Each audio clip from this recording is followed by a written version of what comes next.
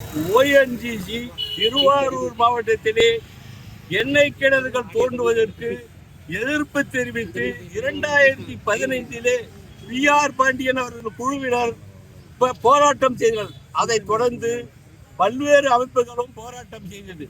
ஆனால் எங்கள் பி.ஆர். பாண்டியன் அவர்களுக்கு பொது சொத்தை தேவைப்பட்டார் என்று 13 ஆண்டு காலம் சிறை தண்டனை அளித்துள்ளார்கள். அதாவது அந்த எண்ணெய் கிணறு தோண்டுவதை நிறுத்தப்பட்டு விட்டது. வேளாண் மண்டலமாக டெல்டாவை அறிவித்து விட்டார்கள். இப்படிப்பட்ட சூழ்நிலையில் எங்கள் தலைவருக்கு 13 ஆண்டு சிறை தண்டனை என்பது வேதனைக்குரியது. இது என்னவென்றால், தமிழ்நாட்டில் உள்ள விவசாய சங்க தலைவர்களை வீழ்த்துவதற்காக இந்த தண்டனை கொடுக்கப்பட்டது போன்று உள்ளது. அரசியல் கட்சிக்காரர்கள் எல்லாம் போராட்டம் செய்கிறார்கள், பொது சொத்துக்கு கேடு விளைவிக்கிறார்கள். இவர்கள் மீது இதுவரை என்ன சட்டம் பாய்ந்துள்ளது? இவர்கள் மீது ஏதாவது நடவடிக்கை எடுத்து உள்ளார்களா? அவர்கள் மீது இவர்களுக்கெல்லாம் 13 ஆண்டு 15 ஆண்டு சிறை தண்டனை கொடுக்கப்படாது.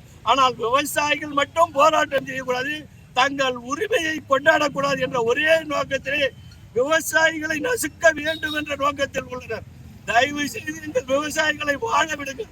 இப்பொழுதே நாங்கள் எல்லாம் நொந்து போய் உள்ள விவசாயமே செய்ய முடியாமல், ஆட்கள் கூலி ஆட்கள் கிடைக்காமல் மிகவும் வேதனையோடு எங்களுடைய பிள்ளைகள் எல்லாம் இதில் வெளியூருக்கும் வெளிநாட்டுக்கும் சென்று பிழைப்பு தேடுகின்ற அளவுக்கு கொண்டு வந்துவிட்டீர்கள்.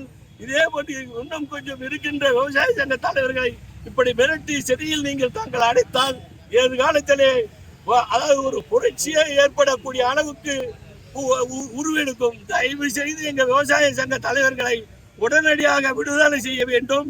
இதற்கு சட்டசபையிலே முதல்வர் அவர்கள் ஒரு தீர்மானத்தை கொண்டு வந்து உடனடியாக பி.ஆர். பாண்டியன் அவர்களை விடுதலை செய்வதற்கு ஏற்பாடு செய்ய வேண்டும். மத்திய மாநில அரசுகள் கண்டிப்பாக விவசாயிகளுக்கு எதிரான நடவடிக்கைகள் எடுக்கக்கூடாது. கார்பரேட்டுகள் வந்து கூறுவதால் தான் நாங்கள் எல்லாம் வருகிறோம். இதற்கு முன்னரே இந்த ஓஎன்ஜிசி வருவதற்கு முன்பு எங்களிடம் கருத்து கேட்டு பிறகு கொண்டு வந்திருந்தால் இது மாதிரி ஒரு பிரச்சனையே வந்திருக்காது.